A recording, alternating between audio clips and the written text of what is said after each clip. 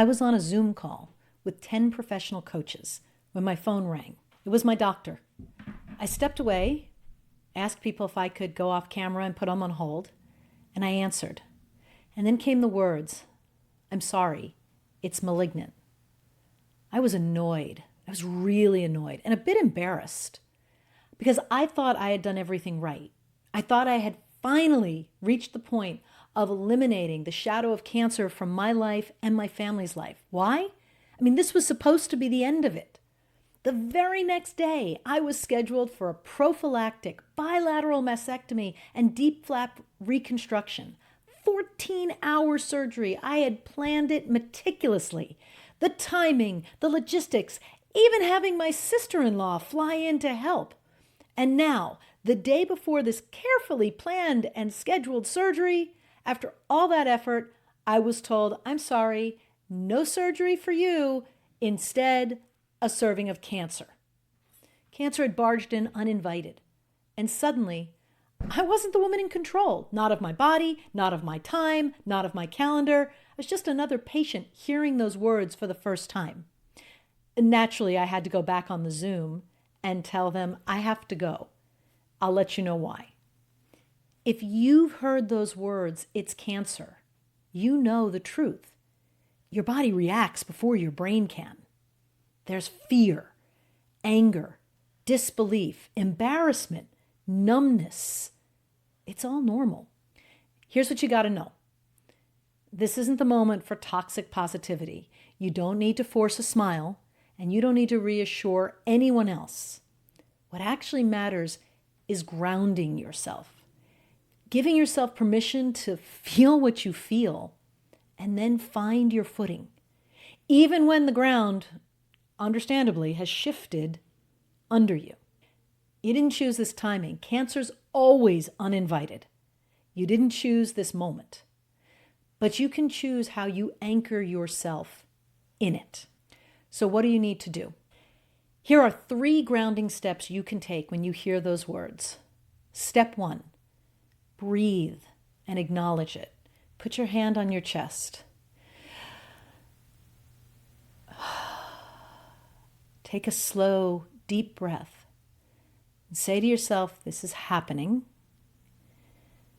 and I am still here." You can wish it wasn't happening. That's normal. But this is happening, and I am still here. Anchor yourself to the present. Look around you. Name 5 things you see. Feel your feet on the floor. Remind yourself, okay, I didn't want this news, but right now in this moment, I am safe. Dr. Laura Esserman has said to me, cancer is only urgent because now you know about it. So it may feel like you have to drop everything, but you don't. There are things you'll need to do, but you have time to breathe. You have time to think. I am safe. Step 3, choose one safe share, at least to start. I'll tell you from experience, it gets very old very fast telling people over and over again, "I have cancer," and then they react and they have questions. That gets old. But you don't need to do this alone, and you don't have to tell everyone at once. Pick one trusted person. I happen to have my sister-in-law in the house. And I said, "Heather, I got to talk to you." The doctor called. The biopsy was positive. I'm not having surgery tomorrow. And I just heard this. Can you just be with me? And that's it. Now, Heather asked me if I wanted to do the next thing. And the next thing is often to get all the different things out of your head by writing them down. Write everything down. Dictate it. By getting it out, you can start to find your grounding. You have some control. You have some choice. Now, you don't control the timing of your cancer. You don't control when you hear. You don't even control when you're going to start treatment. You have some say in that. We'll do that in a future episode. But you do control how you ground yourself and how you're going to take the very next step. And that's the beginning of reclaiming your power and writing your story for how this is going to go. Hearing the words, "it's cancer," can make you feel like the ground has been ripped out from under you. But you do have tools to ground yourself, reclaim your voice, and face every step of this journey with clarity, control, and hope.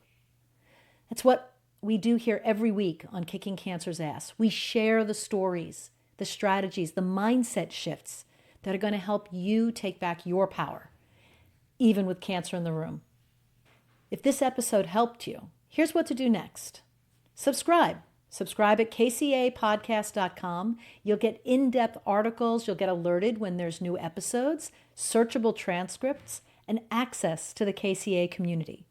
And share this episode with someone who needs to hear it, that it's cancer and they're not alone. Because cancer may be in the room, but it does not get to take your power.